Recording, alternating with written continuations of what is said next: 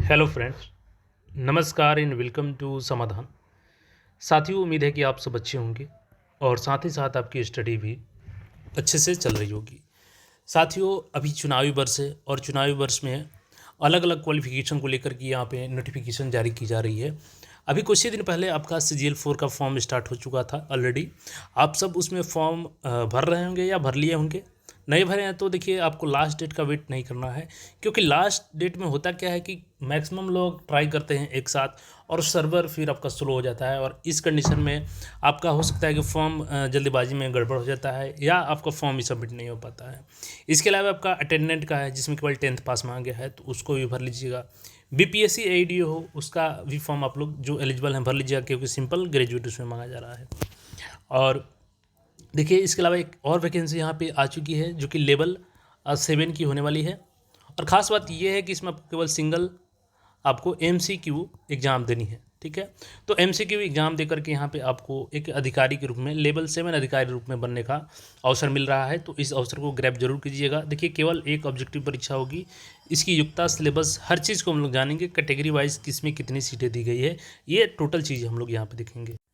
सबसे पहले इस शॉर्ट नोटिस को देखिएगा। बिहार लोक सेवा आयोग आवश्यक सूचना, विज्ञापन संख्या 108/2025, नगर विकास एवं आवास विभाग के बिहार के अंतर्गत सहायक लोक स्वच्छता एवं अपशिष्ट प्रबंधन पदाधिकारी के कुल 54 रिक्त पदों पर ये सुयोग्य भारतीय उम्मीदवारों से ऑनलाइन आवेदन आमंत्रित किए गए हैं।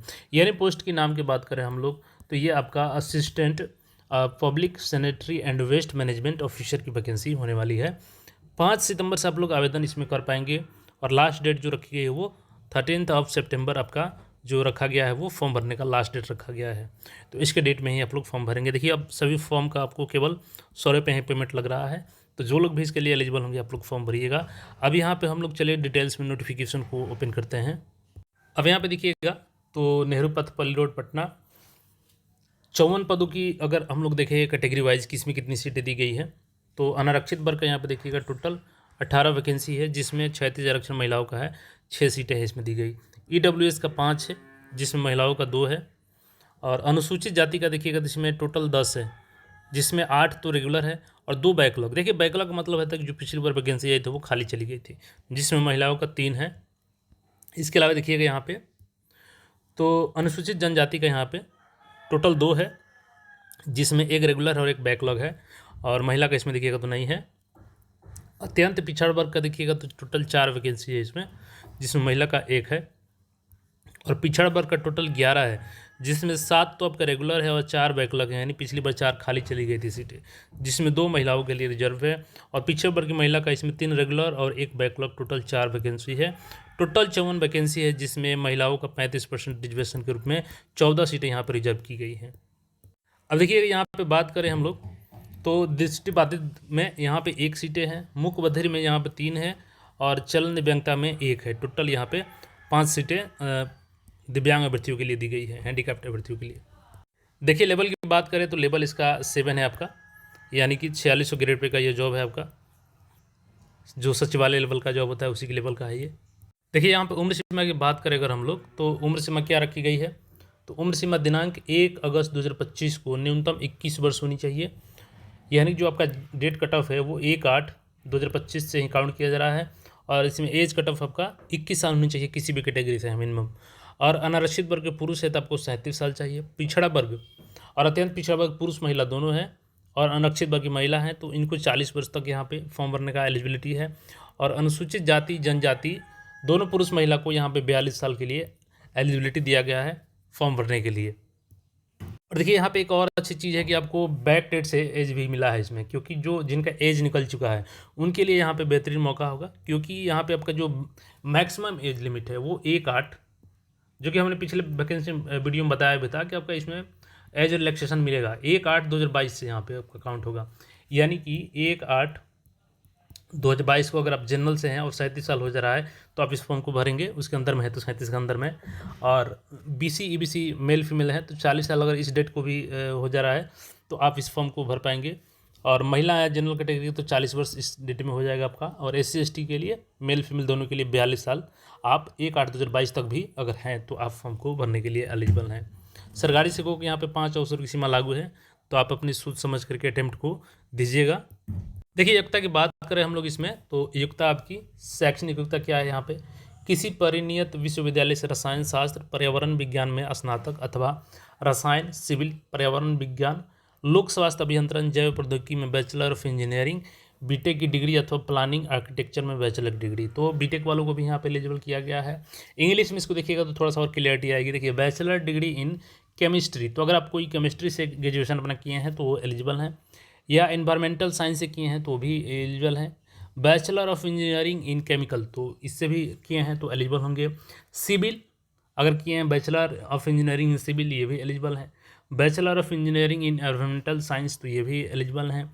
And engineering in public health and engineering biotechnology से किए हैं तो वो भी एलिजिबल होंगे। और साथ ही साथ यहाँ पे bachelor degree in planning architecture from recognised university, तो ये सभी लोग इसके लिए एलिजिबल होंगे। और नोट में देखिए यहाँ पे क्लियर पढ़ लीजिएगा कि उपरोक्त अंकित विषय से प्राप्त बैचलर ऑफ इंजीनियरिंग के समकक्ष degree BE BTech BSc engineering BS भी मान्य होंगे। यानी कि अगर आप बैचलर ऑफ इंजीनियरिंग की तो यहाँ पर बात की गई है, तो अगर आप बीई बीटेक या बीएससी इंजीनियरिंग या बीएस किए हैं तो भी इसके लिए एलिजिबल होंगे। और इसके अलावा देखिएगा यहाँ पे, तो BSc environmental and water management को बीएससी इन्वायरमेंटल साइंस के समकक्ष तथा बीएससी बायोटेक्नोलॉजी ऑनर्स को बीई बीटेक बायोटेक्नोलॉजी के समकक्ष माना जाएगा। तो ये क्वालिफिकेशन को ध्यान में रखिएगा। सेकंड नंबर में क्या दिया गया है कि स्नातक स्तर पर सब्सिडरी ऑप्शनल विषय के रूप में रसायन शास्त्र पर्यावरण विज्ञान पठित अभ्यर्थी आवेदन करने के पात्र नहीं होंगे। स्नातक स्तर पर रसायन शास्त्र पर्यावरण विज्ञान विषय मुख्य विषय यानी प्रतिष्ठा के रूप में पठित अभ्यर्थी अथवा स्नातक वर्ष के सभी सत्र में उक्त विषय पठित अभ्यर्थी ही आवेदन करने के पात्र होंगे। देखिए आप एक कंडीशन को समझिएगा यहाँ पे, फर्स्ट ऑफ ऑल की जो ऑप्शनल के रूप में पढ़े हैं, सब्सिडी के रूप में पढ़े हैं, वो एलिजिबल नहीं होंगे इसके लिए, केमिस्ट्री और पर्यावरण विज्ञान। लेकिन अगर मान के चलिए कि भले ही आपका ये मेन सब्जेक्ट ना हो, अगर आप चारों साल अगर इसको पढ़े हैं, जो जिस 4 साल का बीटेक डिग्री हो गया, तो इसमें अगर केमिस्ट्री पढ़े हैं आप तो इसके लिए एलिजिबल होंगे। या मेन रूप में है आपका ऑनर्स पेपर है तो 100% आप एलिजिबल हैं। तो ये क्वालिफिकेशन हो गई। और देखिए एक थर्ड नंबर भी पॉइंट यहाँ पे जोड़ा गया है क्वालिफिकेशन को लेकर के कि MIE section A and B उत्तीर्ण उम्मीदवार जिनका AMIE दिनांक 31/5/2023 तक एनरोलमेंट विथ परमानेंट रिकॉग्निशन प्राप्त है को BE बीटेक उत्तीर्ण की समतुल्य के रूप में प्रदान किया जाएगा। प्रासंगिक डिग्री के लिए अखिल भारतीय शिक्षा परिषद AICTE द्वारा निर्धारित प्रावधान प्रासंगिक विषय ही मान्य होंगे। तो ये हो गया आपका एलिजिबिलिटी, उम्र सीमा, सीटों का आंकड़ा। अब यहाँ पे बात करें कि प्रतियोगिता परीक्षा किस आधार पर ली जाएगी। तो देखिए चयन की प्रक्रिया यहाँ पे दी गई है।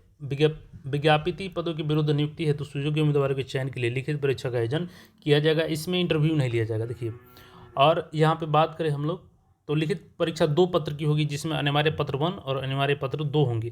प्रथम पत्र सामान्य अध्ययन वस्तुनिष्ठ ऑब्जेक्टिव पेपर होगा ये MCQ, और अनिवार्य पत्र भी ऑब्जेक्टिव ही होगा। जो रसायन पर्यावरण विज्ञान अथवा रसायन सिविल पर्यावरण विज्ञान लोक स्वास्थ्य अभियंत्रण जैव प्रौद्योगिकी अथवा प्लानिंग आर्किटेक्चर के लिए होंगे। लिखित परीक्षा वस्तुनिष्ठ के प्रत्येक पत्र के लिए विषय पत्र समय प्रश्न कुल संख्या और अंक निम्नांकित होंगे। देखिए 2 जो पत्र होगा, एक तो हो गया आपका सामान्य अध्ययन, इसमें आपको टोटल प्रश्नों की संख्या 125 रहेगी और अंक आपको मिलेगा 100।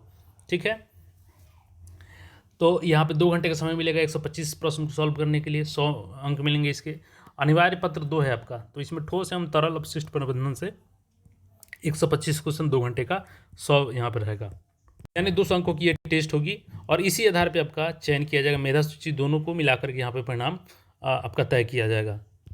सिलेबस देखिएगा तो डिटेल्स में दिया गया है, तो इसको हम अपलोड कर देंगे टेलीग्राम पे, वहाँ से आप जा कर के देख सकते हैं। तो ये वैकेंसी आप लोग जरूर भरिएगा जो लोग भी एलिजिबल हैं इसके लिए, और बाकी अपडेट्स के लिए चैनल को सब्सक्राइब करके जुड़ रहे हैं। मिलते हैं फिर नए अपडेट में।